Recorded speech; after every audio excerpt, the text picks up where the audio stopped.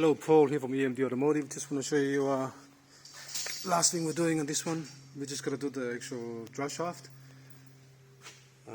Was one of the actual parts that we had to rebuild because it's actually leaking from the boot. So let's have a look.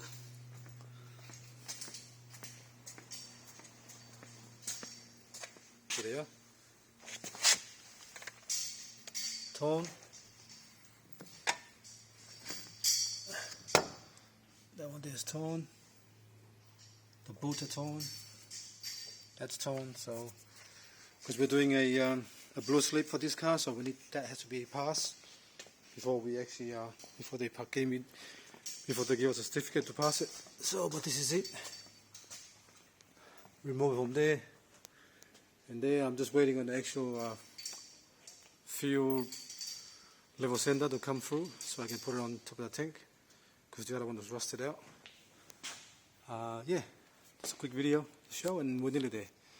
Just gotta finish this drive shaft, tune, and then hopefully the exhaust will come back. Waiting for the guy to come pick it up, so you can weld the actual hole. There's a hole in the exhaust, and then we'll go from there. Alright, thanks for watching, and please subscribe.